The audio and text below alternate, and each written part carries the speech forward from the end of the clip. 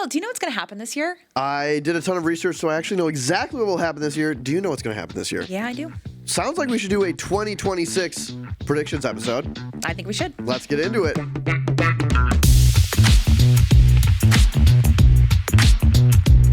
Before we get into predictions, I just want to say you're going to want to stick around to the end because we have a new special segment coming per my last policy where Kaila and I are going to share one policy we think needs to be implemented at offices nationwide. I'll give you a little bonus prediction. That segment's going to be a banger. So stay until the end. Yep. But first, we are here with our 2026 predictions episode. I'm so excited for this episode. Kaila, how did you prepare for your predictions? It was very rigorous. Okay. I had to find a crystal ball. I had to read some tea leaves. I looked into palms. I did the That's So Raven, blink into the future. Yeah, it was like pretty aggressive. What about you? Okay, I mean, you hit me with the That's So Raven. Incredible throwback. Thank you. Amazing show. Shout out to Disney Channel. I had a different approach. Oh, okay. I looked at Gallup reports. I studied the data. I did both insights and analytics. Right. So Whatever. I got a little quantitative with it. So this is going to be fun. Basically, at the end of the year, we're going to have to look back and who was right. See what works. Insights or vibes. Yes, exactly. We will see. We kind of the yin and the yang here, qualitative and quantitative. Sure. So we each have three predictions. What's going to happen this year and how that's going to affect your career. What you can take away from these predictions. How you should start thinking about the year now. I'm going to have you go first. Great. So what is your first prediction for 2026? Yes. I'd also like to note that we do have bonus Wackadoodle predictions at the end. I was going to just hit them with it at the end. Okay. Sorry. Didn't mean to. But we have bonus Wackadoodle predictions. Yes. So the first one, though, is that for the past, century, perfection has been a sign of effort. Something was done well, therefore you spent a lot of time on it. That is no longer the case. Thanks to increasing technology. So I think that by year end, slight imperfections will be a sign of effort. Okay. Moving forward. This feels like when a bowl cracks and then the Japanese put it back together again. Yeah, with the gold. It's like someone's going to have to check me on this. It's like kintsugi or like wabi-sabi, one of those. I don't think it's either of those, but that's fine. Someone fact check me. But you're saying the imperfections actually make it feel more human. Yeah, so I think people will start, even if they're not creating minor typos, I think people are going to start inserting minor typos. I think it's going to be now the standard of care to put a little random, the wrong you, the wrong your, the wrong there, into an essay, an email to indicate that it was human generated and to show effort. Yeah. I could also see a slightly poorly designed slide, misalignment slightly, something that shows that I did this myself is now going to be a status symbol because I was able to put the time in to really make something from scratch versus an AI generated post. I absolutely love it. It's like here's an artisanal PowerPoint. Exactly. Handcrafted in Milan by real people using real computers. Right. None of this Claude or ChatGPT. Exactly. Yes. I kind of like that prediction. And so one of the, I know I said I did it by vibes, but actually I saw a LinkedIn post earlier this week that was like, I don't mind minor typos in job applications because to me it shows that they actually wrote it and they didn't put it just through an AI and like pressed submit. Yeah. And so I think that is going to increase. That's going to be more of a signal of I did this myself. I then also think there's going to be people who do AI and then insert random factual or factual errors or typos or something just to show. It's a knockoff Coach Bag. Yeah. It's basically the counterfeits. Exactly. Will get better. So that feels like we're going to see that by 2027. I like that. I mean, maybe busy executives were ahead of the curve because they fire off emails with typos, no capitalization, no intro. It's like super informal, but you're talking to the person. So exactly. But at that point, like when somebody's sending off a K thanks email, it's because they don't have the time. And so I think when you see a K thanks email or you see something that clearly is a little like not perfect, it's clearly a little like rushed or anything, like that actually shows that you spent more time on it versus respond to this person in a professional manner. And here's all these bullet points and everything is like perfectly aligned and everything. Yep. Like I think now imperfections are going to show effort instead of perfections showing effort. Interesting. I don't know. Maybe they will show effort, but I do think they will denote that this is actually human and authentic. And that's what people will respond well to. I really agree with this prediction. There will be a premium on authenticity. Even how AI presents things to you, I've stopped using M dashes as much. Right. Because I'm like, damn, everyone's going to think this is AI generated. It's AI, but like I was using M dashes before Sam Altman was even born. Like, what the hell, man? So I like this prediction. What do you think is like a tactical takeaway based on this prediction for our listeners? Well, I think now is the time to start putting some dumb typos into your messages. Pretty much our tactic for 2026 is be stupider. Be more error filled. Yeah. No, I think it's not really happening right now. So I think there's not much you have to do, but I do think keep an eye out on this, because as AI gets better and as things get more and more perfect and easier to do to completion, like, well, I think we might want to start showing effort a little bit more. Yeah. Okay. I like it. I think the takeaway for me is literally like be more informal. Yeah. And people are going to crave that because everything is going to feel so professional and buttoned up that you're going to stand out by not doing that. Yeah. What's your first one? 1 for 1. Good prediction. My first prediction is I think there will be a premium on being able to articulate value and business impact of your work. Okay. For many of the same reasons you're suggesting, which is the proliferation of AI, creating, I think, 2 things. One, so much like work slop. We talked about that on previous episodes. HBR said that 41% of employees have said they've received work slop. That's been absolutely just terrible. Obviously AI generated. Like, why are you even doing this? It's actually more work now. And 50% of people have admitted to sending it. So pretty much half of people are participating in this work slop paradigm where it's just shit going back and forth. Right. It's not actually moving the business forward. Yeah. The second reason I think is it's so easy to get enamored with these tools and be like, oh my God, I can do all of these things now. I can make a 20-page report in 2 seconds. Look at this. Does that actually matter? Like, is the 20-page report moving the needle for the business? So I think there's more shiny objects. Yeah. It's easier to get distracted, and it's easier to feel like you're actually doing work, but it doesn't necessarily matter. So I think the people that can clearly articulate why they're doing something, how it's impacting the business, why they're using AI or not, why they're making this an automation or not, we'll see a ton of success. And there'll be a cohort of people who think they're doing a lot because they're like opening up Claude Code and typing a bunch of random shit and like making vibe coding this thing that's 80% good. Yeah. But it's not actually good enough to use. Right. Those people are going to get left behind, and they're going to actually, I think, start feeling really annoying. Like, this is just more work to do. So premium on articulating the value of the work you're doing and explaining business impact, I think it's going to be more important now than ever. Yeah, that's really interesting because it reminds me of a previous episode, maybe 2 or 3 weeks ago, where we talked about how AI is leverage and how if you're using these pieces of technology to make shit, it's just going to be amplified shit. It's just more. It's just more worse stuff. And so it's like figuring out the why and the direction that you're supposed to be and the business is supposed to be pointed in. Yeah. Before pressing go and like revving up is going to be more important now. And I think being able to articulate that to everyone is going to be more important. I actually agree with you. I think there will be more like performative productivity in this year. And so what I'm saying is like, if you can escape that, you're going to see a lot of benefits and you're going to be a really valued colleague and coworker. It's that much more important to like when you're talking mean something. Yeah, exactly. Pretty much. Sure. 2 for 2. Yeah. We're on a heater, Kayla. I like how you gave yourself the point on that one. Of course. Don't blow it. What is your second prediction? Okay, this one is maybe my favorite. For those listening, Kayla's kind of like stretching and like really excited for this. I'm prepping for this one because I've come up with a new term. You know how much we hate jargon. I said, let's add to the pile. Are you doing some performative productivity? I'm doing some performative productivity at work. Okay. Sure. No, so we know job hugging. It's something we've talked about a lot. I would say it's probably like the big term of last year. Yeah. Was job hugging. Job hugging, for those of you who haven't been listening to us or aren't paying attention, I don't know. Job hugging is when you hug your job. You cling to your job. You're not looking for others. You're basically, what do I need to do to keep this job? Especially in a low fire environment. That's right. There's not a lot of turnover. There's not a lot of opportunities for you to find another job. So you're sticking with the one that you've got. This year, amid layoffs, downsizing, AI, all the things we've been talking about, we're taking job hugging to the next level. Oh, uh-oh. Introducing my newest term. No. Forbes, you're going to want to write about this one. Okay. Job kissing. Oh my God. So I said, what's the next level of job hugging? We're moving to the next base. Yes, next base. We're at first.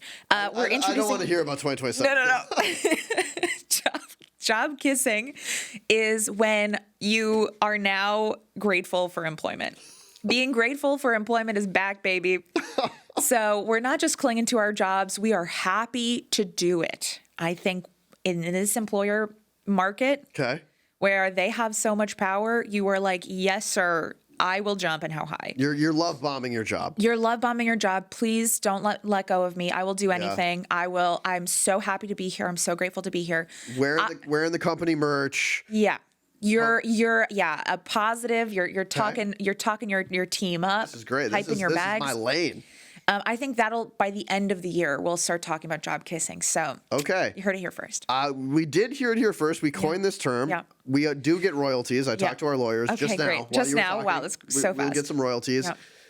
What do you feel like is the takeaway for the audience? If this is true, which I love your prediction, love the title, job kissing becomes true. Is there a takeaway? Like, should everyone be kissing their job? No, I think that's what's going to happen. I think you have no choice. And again, maybe it's not going to be exactly at the end. Maybe it's going to take a little longer to like have all of the downstream effects of all this new tech and everything that we're talking about, productivity increasing per person, not needing to hire as many people, new grads not getting hired as quickly or as much, kind of like devaluing the college education a little bit. Yeah. Like these are all things that are kind of snowballing, and I could see the result being that people are more grateful for for the jobs that they have, not saying that those jobs are any better than they used to be. But my advice for you is that if you're in a place that you like, you've been job hugging for a while, you're not trying to, leave anytime soon, cling a little harder and try and hopefully ride this out. If you don't have a job, my recommendation is to find one that you can make out with. That was gross. I'm sorry. I have really nothing to add there. That's good. I do agree with this prediction, and maybe one takeaway is if you're looking for a job outside of making out with it, employers, I think, will start looking for people that like really have a purpose of wanting to work at their specific company for their specific role, particularly as we've seen with employment from college grads taking a bit of a hit. I think companies are getting more selective. Yeah. They feel like they can do more with less. And so every new member of the team needs to be a ride or die type vibe. Needs to be excited. They need to start kissing the ring, job kissing. So I already regret it. I'll say it 3 for 3. I already regret 3 for 3. This term. Incredible term. We'll have to check back on that in 6 months. Yeah. And we'll be right back after this. Okay, back to the show. Let's go to yours. My second prediction, maybe a bit counterintuitive. I think degrees and your network and your past experience will actually matter more now than ever before. That is counterintuitive. A little counterintuitive. Say more about that. One. So this goes back to the kind of work slop trend, the AI proliferation trend. According to Checker, only 19% of hiring managers feel confident in detecting fraudulent applications. And 31% of people have said they have interviewed someone who's actually had a false identity, pretended to be someone else. We see it here at Morning Brew Inc. when we post a job description. The number of applications is insane because you can just apply using technology to every single job on the planet in like 5 seconds. And so there is more noise in the market. And when there's more noise, you need to find like what signals actually matter. The other thing that's getting harder is to verify the work that people can actually do. Because like if you give them an assignment, maybe you used to do that, you'd email them, hey, put together a deck. Well, now they can get a pretty good deck so fast. And like you don't actually understand, like, do they work well with the team? Is this their work, or are they using AI? Like what is real and what isn't is harder to detect now. So I think that companies are going to lean on the like kind of like trust but verify. Yeah, we trust you, but we're going to verify that like you're actually who you say you are. You can produce the work you say you can, that this was you that made it. And they're going to lean on other signals that are like, your network. Like they're going to go to someone that they know that knows you and say, hey, is this person legit? You're going to need a human in the loop to verify this stuff. They're going to see you went to like a legit school. Maybe they, check that is true. That's a signal. Okay, they have a process. You went through it. That makes me more confident. Yeah. So I think it's going to revert almost to leaning back to these human heuristics. Sure.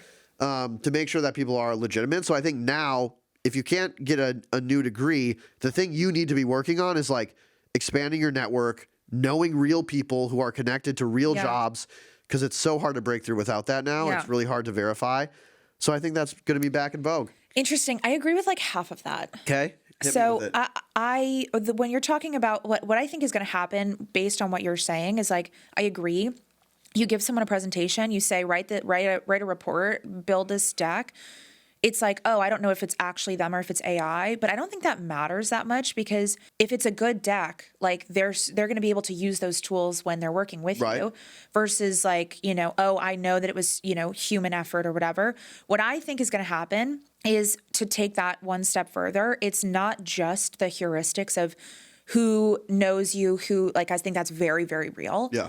I think we're going to see more trial hires. Agreed. Versus like, okay, you've done this really great work. I know now that you're going to be great. It's like there's so much fraud now in the hiring space. So I think it's going to be like, I'm going to hire you for 3 months. And if you're good, then we're going to do a full-time contract. You need to really see how these people now work with other people, how they integrate into your tech stack. Because everything before that is just so nebulous now that you need to see the real deal. I think we're going to be we're going to try and de-risk hires as much as possible. And I think that the way that we're going to do that is by the name brand, right? Did you go to a quote unquote good school or a school that I trust? Do you have worked people? At McKinsey. Right. Oh, my friend, I trust him, and they say you're legit. They say you're good, blah, blah, blah. And can you integrate with the team for a short period of time? Even if it's a week, like just come in for a week. We'll pay you for a week. You have to do kind of your job. We'll do the onboarding process, but it's so expensive to hire the wrong person. Yeah. That I feel like there's going to be a little bit more of that this year. Yeah. I mean, you made my prediction even better. Yeah, you're welcome. So that's incredible. Teamwork. Great. 4 for 4. Yeah. We're crushing it, We're crushing it. Wow, we should review our own podcast every time. 5 stars. All right, I have one more. Okay, final prediction for you. This one I have to say I am the least confident on and is also the biggest swing. Okay, and do you have a fun name for it? No. Oh, okay. I'm sorry. This one, I don't even want to say it. I gotta be honest. I don't really like this one. Okay, I think there's 2 career paths that will not exist by 2027. Ooh, all right. Yeah, and they're kind of for the same reason, but slightly not exactly. Okay. The first one, software engineers. I think software engineers will not exist as they currently do by the end of this year for a variety of reasons. Okay. I think we're still going to need that knowledge, but I think they're going to have a different title. They're going to be like AI engineering. Whatever. I don't know anything about engineering, you guys. I told you I'm not as confident with this one. It's good to pick one that you know nothing about. Yeah. That's key. I genuinely sat here for an hour like, what could the third one be? Also know nothing about this, so my critique is going to be perfect too. Okay, great. Yeah. Perfect. And then the second career that I think is going to be dead by 2027 is the influencer. No. Wow. I really disagree with that one. Yeah. Why? I think the space is so saturated and the gaps in the space is going to be filled by AI content. No. And I think that so many people are going to be laid off, are going to be looking for ways to supplement their income. They're going to go to the internet, that it's going to be a complete commodity. It's going to be so hard to garner attention that you're going to have to be like the top 0.01% of influencers to make any money, because everyone is going to be doing it, which means basically it's not going to exist. Okay, I don't agree with the second at all, and I have an opinion on the first. All right, I'll start with the first. I think you're roughly directionally correct. I don't know what year it will be, but I do think the idea that all code is all written by humans. Right. That is shifting now.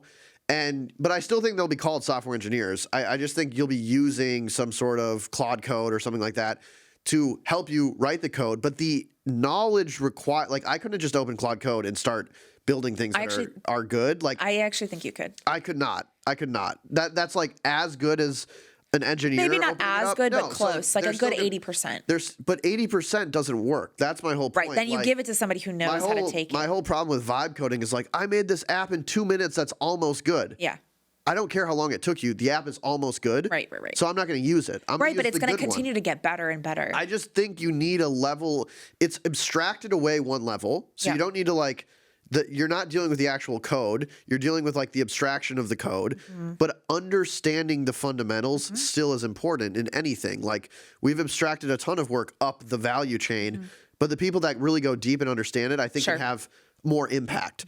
So yes, maybe there's some engineers and maybe you don't learn everything about the code. I still think software engineers will exist. The way they will work will be a little different. Sure. And I still think they're going to be very great at their job and probably even better with these tools. So I'll give you directionally correct. The influencer one, Kaila, you can't say that on our podcast. I don't think we're influencers. This is not good news. I don't agree with that at all. And I think it's like counterintuitive to your first point, which is people in the age of AI are going to want the human touch. I agree with that, but I don't think influencers are touching people. I don't know. No, what do you mean? I think your definition of influencer is like the 3 biggest people on the planet. Right. That's always been a winner take all market. Right. Of course, there's a million people who want to be Kim Kardashian and there's only but I think 5 Kardashians. Being a small scale influencer is not going to be.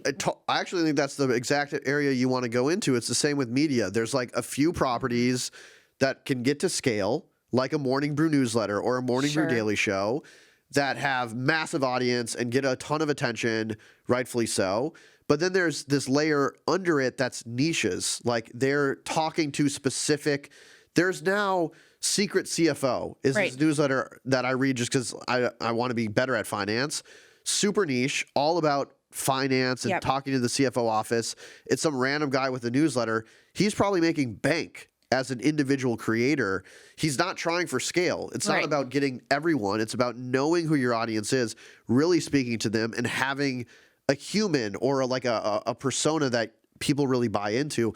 I don't think that will ever go away. Right, but how many of those people? How many secret CFOs there's a million can there niches. be? There can be someone that's doing a motorcycle influencer. Like pick a lane. Yeah. You can build it's marketing. You can build influencer strategy for that niche. It won't be massive, but you will own it and you can make a really big business about it. I do think the people that are trying to be the superstars, like you have to be so uniquely talented to do that. But even getting meta and talking about our show, like we're not trying to get to everyone. Well, speak for yourself. Like and maybe the audience is like, theoretically our TAM is every working professional, but we're talking very specifically about people early to mid-career, ambitious, want to grow. That's our lane and that's who we're trying to influence. That's who we're speaking to. Everything is filtered through that. I think our show and shows like it can still have a ton of value. They just have to know who their audience is. I stand by what I said. Okay. I think that there's going to be so many people trying to do the same thing that it's going to become commoditized, and you won't be able to make I can quit my job money from being the 5th best CFO influencer. But you could never have done that. Like the tail is like, well, not even long tail. It's like only the top 1% of people are going to make, only the top 5, let's just say that number, are going to make any money. It doesn't matter if there's 6 or 100 behind them. The top 5 are going to make all the money. So if you're in that area, it doesn't matter how much other stuff is happening. If you're the best, you're the best. I do think it's hard to become that. And that's where you have to really understand like your niche, your audience, and speak to that dynamically. I stand by it. Sorry. If anything, human. I already said it was a reach. I said it was crazy. I stand by it. All right. We'll get off that one. Let's hear your last one. I'll say we're 4.5 for 5. Kaila broke the streak. I'm fine with Got that. us fired up. That was provocative though. Okay, my final prediction before we get to Wackadoodle predictions is career growth is going to become a lot harder. I'm going to reference your phrase, job kissing. Yeah. So we are in job hugging. We're transitioning to job kissing, courtesy As I said. of Kaila. That more people are staying in their role. And I think the dynamic has shifted to like an employer market. Yep. Where they just don't need to be as good. A Monster survey, the career company, found that 75% of people plan to stay in their job until 2027. Job kissing, job hugging. And so I think the need to like upskill and train people to get them to stay is decreasing people are saying like they're even disengaged in their current job, but they don't want to leave because it's a low hire, low fire market and they're afraid they can't find new work. So even if you're disengaged, you're staying put. That's where like skill stagnation and career stagnation kick in. It's way more comfortable now for very good reasons to stay put. So I sense that like people are going to kind of take their foot off the gas or aren't going to be inclined to grow in their career as much. And it's going to become harder unless you're very dedicated. You have a plan. You listen to Per My Last Email every week. You're going to be out of luck maybe. And so that's an area to focus on, I think, as a tactical takeaway. Like career growth is not going to be handed to you. You really have to make your own plan for it. Yeah, I think that's fair. I think this taking the foot off the gas thing is like, I agree with. I think people are going to maybe like be less like, give me this promotion. Yeah. They're going to be less forward about it. It's tough when you're disengaged to want to grow, right? But I think even the people that are engaged, it's like, well, nobody above you has left. Yeah. So what do you want us to do? Like if you keep, the squeaky wheel gets the grease or whatever. But if you keep squeaking, at some point they're going to be like, come on, dude, like chill out. Yeah. We can't give it to you. Yeah. And I think that could negatively impact your career, especially if you can't find something else, if they're like, go. And I think when you hear that, like, oh, no one's moving, we're all job hugging, we're job kissing, I think you can. I love that you keep bringing it up. We're gonna make it happen. I'm gonna meme that into existence. I think that you can just be like, oh, okay, like I'm gonna stay put. And I still think that, yeah, if you have a great job and you're learning a ton, like don't just leave, like keep doing it. But I will say, like, if you aren't happy in your career, don't let the narrative stop you from trying to move and find a new job, because we know like getting to the right fit job is really good for your career. Yeah. You're going to grow a ton from that. And so I worry that this narrative, whether it's true or not, keeps people in shitty jobs when they should actually try to get out and look for a new one. So if that's you, stay strong. Yeah. Look for new jobs. Have a plan for career growth. Sure. It will pay off in 2026. I am aligned. 5.5 out of 6. How does it feel, Kayla, to be the only one who didn't get? Listen, sometimes you got to points? swing for the fences. You shoot for the stars.